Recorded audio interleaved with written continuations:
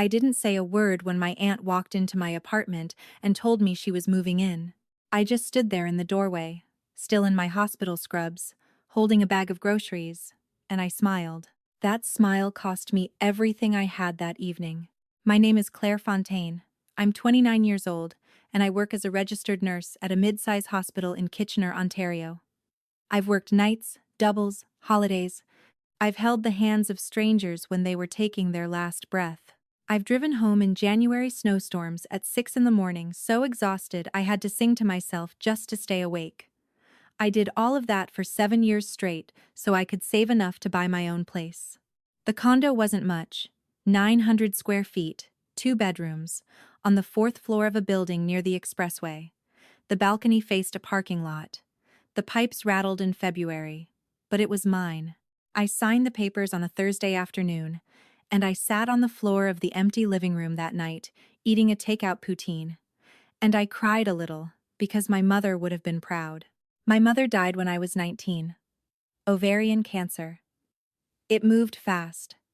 She was gone in 11 months from diagnosis. And she left behind me, my dad, and her younger sister, my Aunt Renee. Renee had always been the dramatic one in the family. My mother used to say it with affection. "That's just Renee," she'd say, rolling her eyes and smiling at the same time. After my mother passed, Renee stepped in with a kind of intensity that felt, at first, like love. She came to the funeral and organized everything. She brought food for weeks. She called my dad every Sunday. She told anyone who would listen that she had promised my mother she would take care of us. I was 19 and grieving, and I believed her. By the time I was 22, I understood that Renee's version of taking care of us looked a lot like inserting herself into every decision my father and I made. She had opinions about where I went to school, who I dated, what I spent my money on. She had a way of framing every piece of advice as a moral obligation, as though disagreeing with her was the same as betraying my mother's memory. My father, for his part, had never quite recovered from losing my mum. He went quiet in a way that worried me. He worked, he ate, he watched television. He let Renee fill the space where my mother's voice used to be. I think it was easier than the alternative. I left for nursing college in Guelph when I was 20, and I didn't look back. Not out of cruelty, out of survival. I came home for Christmas, for birthdays, for the occasional Sunday dinner, but I kept my life separate from Renee's reach as much as I could. By the time I bought the condo, I hadn't lived in my hometown of Cambridge for 7 years. I had built something on my own terms. I had a life that was mine. I moved in on a Saturday in early October. My friend Dominique helped me carry boxes. We drank wine on the floor because I didn't have furniture yet, and I felt something I hadn't felt in a long time. Peace. Renee called that same evening to congratulate me. She asked for the address so she could send a housewarming card. I gave it to her without thinking twice. 4 weeks later, she showed up at my door with 2 suitcases. That was the evening I came home from a 12-hour shift. I was still in my scrubs. I had a bag of groceries. I had plans to eat leftovers, take a bath, and sleep for 9 hours. She was standing in the hallway outside my unit. She had her winter coat on and a rolling suitcase on each side of her like she was waiting for a flight. "There you are," she said. "I was about to call you. I've been here 40 minutes. I looked at the suitcases. I looked at her. "Renee, what's happening?" "I'll explain inside," she said, as though my apartment were already hers to decide who entered. I unlocked the door. I don't know why. Shock, maybe. Or the habit of a lifetime of not quite knowing how to stop her. She walked in, looked around, and said, "This is smaller than I expected." Then she set her suitcase by the second bedroom door, the room I had already turned into a home office, and said, "I'll take this one." I stood in the entrance with my groceries still in my arms. "Renee, you need to tell me what is going on right now." She sat down on my couch, the one I had bought 2 weeks earlier, the first new piece of furniture I had ever owned, and she folded her hands in her lap and she told me. She and her common-law partner of 11 years had separated. She had been renting a place in Hamilton, but she had stopped paying rent 2 months ago because she refused to give that man her money after he'd kicked her out. The landlord had served her. She needed somewhere to stay. And since I had a spare room and I was family, It only made sense. Your mother would want this, she said. And there it was. The oldest card in her deck. I sat down across from her. I was so tired I could feel my pulse in my eyelids. I said, Renee, I just bought this place. I can't have a roommate right now. I need to be alone. She looked at me with the expression I had seen 100 times, the one that said I was being selfish, and she was too dignified to say so out loud. I'm not a roommate. I'm family. There's a difference. I know there's a difference, I said. That's why I'm not saying no in a rude way. I'm saying no carefully. Because I love you. But this is my home, and I'm not ready for. I'll only be a month, she said. Maybe 6 weeks. I already talked to your father. That stopped me. You talked to Dad? He thinks it's a wonderful idea. He said you have plenty of space, and you're never here anyway because of your shifts. She tilted her head slightly. He's right, isn't he? You work nights half the week. That room just sits empty. I want to tell you that I said no firmly, packed her suitcases back by the door, and called a taxi. I want to tell you I had the boundary all neatly in place. But I didn't. I was 29 years old and exhausted, and I had spent my whole life watching this woman use my mother's death as a crowbar whenever she needed something. And my father had apparently already given his blessing, which meant, if I said no, there would be calls, and guilt, and whispered conversations about how Claire had become cold and difficult. I told her she could stay for 4 weeks, not 6, 4. I wrote it on a sticky note and put it on the fridge so there would be no confusion. She looked at the sticky note and smiled. Of course, she said. 4 weeks. That's more than enough. She moved into my office the next morning. By the end of the first week, she had rearranged my kitchen cupboards. She said she couldn't find anything and it made more sense to organize by frequency of use. She didn't ask me. I came home from a night shift to find my coffee mugs on a different shelf and my good pots at the back, behind things I barely touched. I moved them back. She moved them again. I let it go because I was too tired to fight over cabinet space. By the end of week 2, she had invited my father over for dinner in my apartment, without asking me, and the two of them were sitting at my table when I arrived home. She had cooked. The food was good. My father looked happier than he had in years. I ate and smiled, and felt something tighten in my chest that I couldn't quite name yet. The 4 weeks passed. I mentioned it gently. She said she had a lead on a place in Waterloo and just needed another 2 weeks. I said all right. 2 more weeks. The 2 weeks passed. The lead fell through, she said. A friend had a place in Brantford, but she needed to save a little first. Could she stay through the holidays? It was nearly November. The holidays were Christmas. That was 2 months away. I said, Renee, I need a firm date. She said, Claire, I would think that after everything I've done for this family, you could give me a little patience during a difficult time. I went to bed that night, and I stared at the ceiling, and I thought about my mother, and I thought about how my mother had loved her sister genuinely and completely, and I thought about whether that love was something Renee had received as a gift or as a resource. I did not sleep well.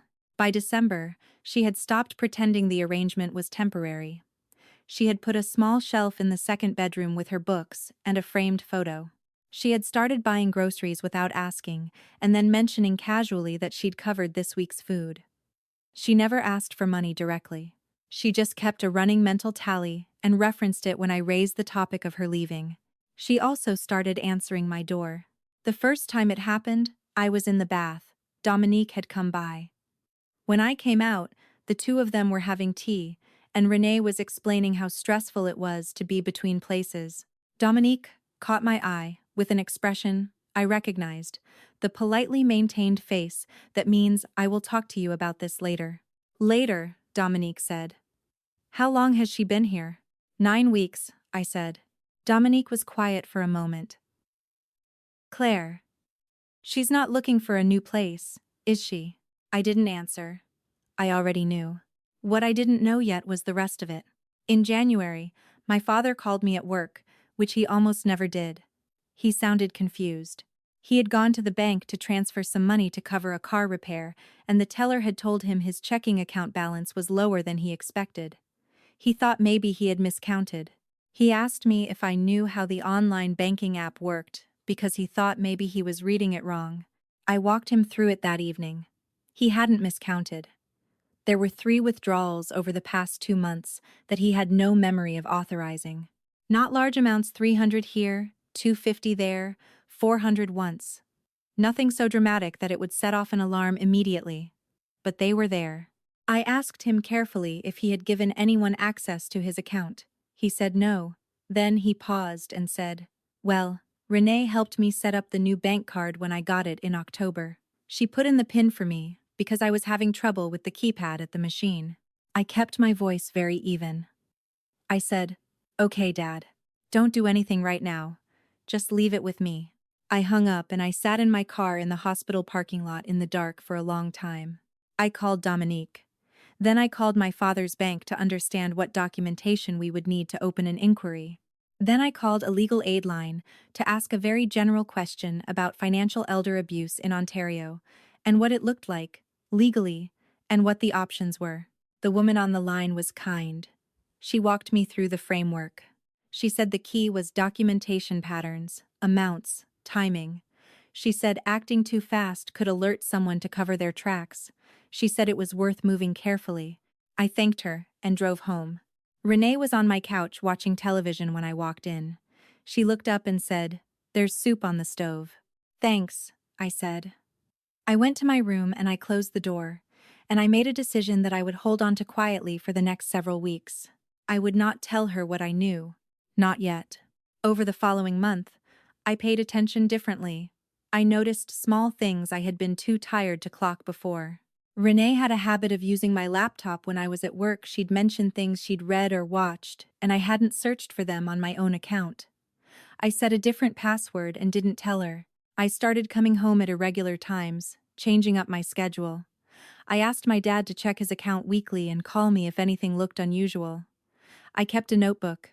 In February, 2 things happened close together. The first was that my father found a charge on his account he was certain he hadn't made. $68 at a home goods store in Kitchener. He hadn't been to Kitchener. He was quite sure of that. He wrote it down, like I'd asked him to.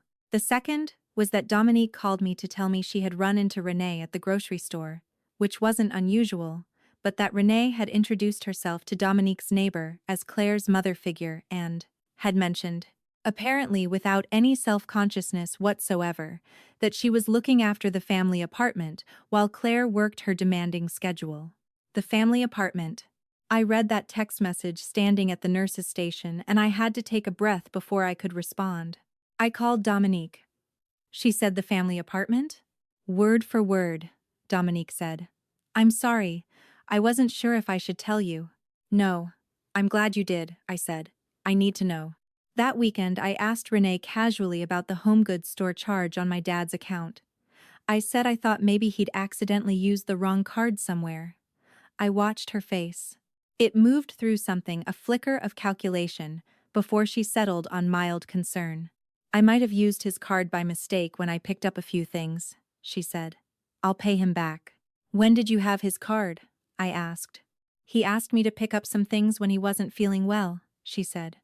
"I must have forgotten to give it back." I nodded. I wrote that down later. By March I had 3 months of notes. Small amounts, irregular timing, plausible-sounding explanations that all relied on my father's trust and his difficulty keeping track of his own finances since my mother died. I had a pattern. I had the name of the home goods store. I had Dominique's account of Renee referring to my home as the family apartment.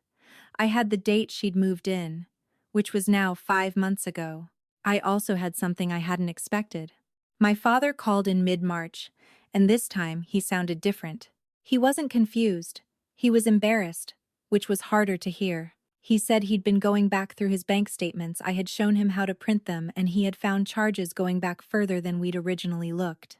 Before I'd bought the condo, back to the previous summer, when Renee had been spending more time at his house in Cambridge after her relationship ended. He read them to me quietly over the phone. $43, $120, $80, $215. Small enough to miss individually. Together they added up to nearly $2,000 over 8 months. He didn't ask me what to do. He said, "I don't want to make this into something it isn't." I said, very gently, "Dad, this is already something." He was quiet for a long moment. "She was so good to us when your mum died," he said. "I know," I said. "I know she was." There wasn't much more to say about that. We both stayed on the line a little longer than necessary. Then he said he was going to call the bank in the morning, and I said I would go with him. We went together on a Thursday. I sat beside him while he spoke to the fraud advisor.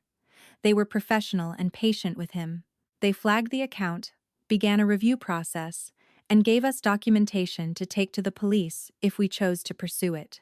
The advisor also mentioned, quietly, that what we were describing sounded consistent with financial exploitation of a vulnerable adult, and that there were victim support resources available through the province. My father shook the advisor's hand at the end and thanked her very formally, the way men of his generation do when they are trying to hold themselves together.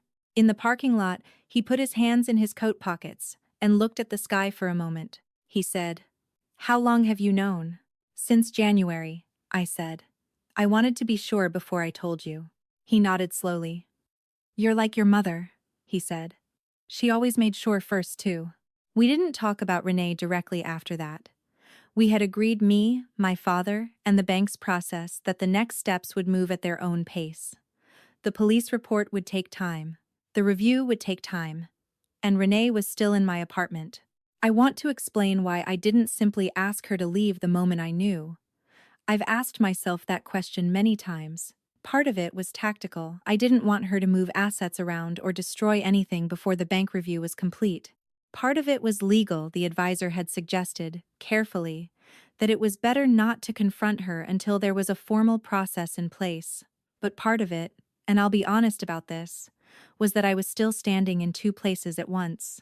I knew what she had done. I also knew what she had meant to my father in the worst year of his life. Those two things don't cancel each other out. I've had to sit with both of them. In April, I stopped pretending I was waiting indefinitely. I had a conversation with a tenant duty counsel who confirmed that because Renee had no lease and had been given no formal permission to occupy the space beyond a verbal, informal agreement, and because she had never paid rent, she had very limited occupancy rights. I could give her written notice. I should follow the process properly, she advised, to protect myself legally.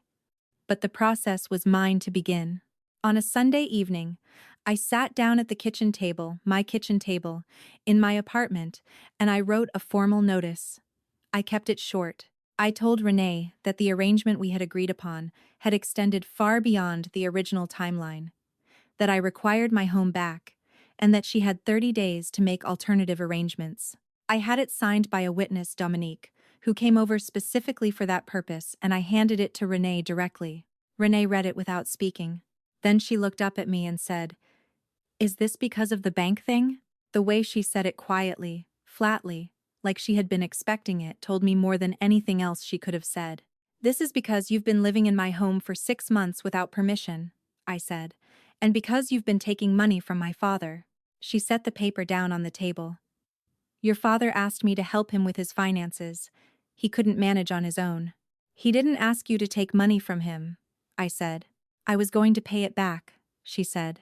"When?" I asked. She didn't answer. We sat across from each other for a long moment. I had imagined this conversation being louder.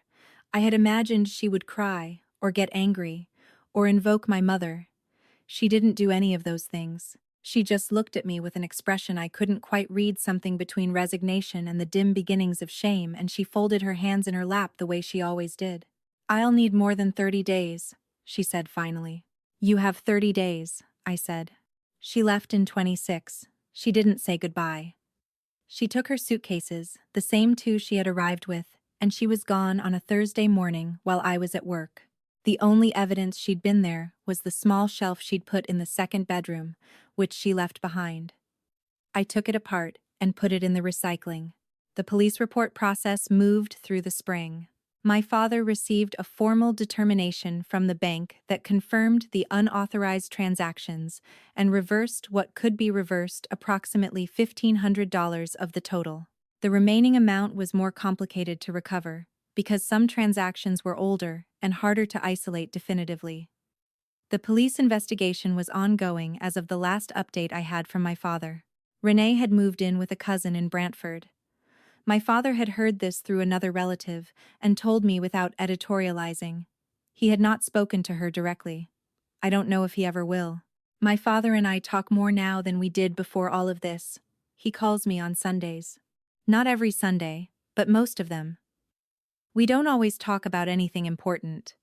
Sometimes we just talk about the weather, or what he's been watching, or a book one of us has read. It feels like something small that was closed has opened slightly, and we are both careful with it in a way that feels more honest than the way things were before. I kept the second bedroom as a home office again. I bought a plant for the balcony in June, a small one that doesn't mind the wind off the parking lot. I drink my morning coffee, looking out at the gray concrete and the cars, and sometimes I feel a kind of satisfaction that is quieter than happiness, but more durable. Dominique came over in July, and we ate takeout Thai food on the floor, mostly because my furniture still isn't quite right and we find it comfortable, and she asked me what the hardest part had been. I thought about it honestly. The hardest part, I said, was knowing that she had genuinely shown up for us once, and that it was real, and that it still didn't make what came after okay. Dominique was quiet for a moment. Then she said, "Do you think those two things can both be true at the same time?" "Yes," I said. "I think that's exactly the problem, and exactly why it took so long." I've been thinking about that conversation since.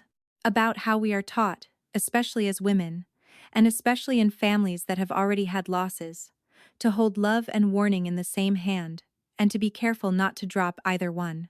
To not be cruel, to give the benefit of the doubt, to remember the good parts. All of that is taught to us as virtue, and sometimes it is. But sometimes it becomes a door we leave open long past the time we should have closed it, because closing it feels like abandonment. What I learned slowly, and at some cost, is that a door is not love. Keeping someone in your life because you cannot say no is not kindness. It is avoidance dressed in soft clothing. The people who love you, who genuinely love you, don't need to use your grief as a crowbar. They don't need to invoke your mother to get what they want. They don't need to move into your home and slowly make it feel like theirs until you're the one who feels like a guest. Real love asks. It respects the answer. It does not rearrange your kitchen cupboards without permission and then look hurt when you move things back. I also learned something about the small transgressions, the ones that seem too small to confront directly. The rearranged cupboards, the answered door, the family apartment. These are not separate from the larger harm. They are the same pattern at a smaller scale. When someone begins to treat your home, your space, your life as an extension of their own, to speak of it as shared before it has been offered, that is not a misunderstanding of boundaries. It is a test of them. And every time you say nothing, the test advances. I am not saying this to make myself sound wise. I said nothing for months. I ate the soup she made, and I slept in the room next to hers, and I wrote things in a notebook instead of confronting them. I had my reasons, and some of them were good ones. But I also know that I was afraid. Afraid of the noise a direct conversation would make. Afraid of the label of difficult or ungrateful. Afraid of a version of my mother looking at me with disappointment from somewhere I couldn't see. If you are reading this from somewhere far away, if you have a Renee in your life, someone who arrived with love and stayed with entitlement, I want to say clearly: you are allowed to close the door. You are allowed to give formal notice. You are allowed to call the bank, and the police, and a tenant duty council, and sit in a parking lot with your father while he holds himself together, and then drive home and make a plan. You are allowed to love someone and still hold them accountable. In fact, if you love them, you probably should. The waves off Lake Huron sound the same on a cold morning in October as they did the last time I drove out there with my mother. The birch trees at the edge of the water still go white and gold before they let go of their leaves. The sky goes the kind of gray that isn't sad, the kind that just means the season is changing and it doesn't need your permission. I drove out there on a Sunday in September, just before the leaves peaked. I stood at the water for a while, and I thought about my mother, who would have found all of this very complicated, and who would have made tea anyway, and sat with the complication until she understood it. I think she would have understood it, given time. I think she would have said, "You did what you could, with what you had, at the pace you were able. That's all it ever was." And then she would have told me to call my father more. So I do.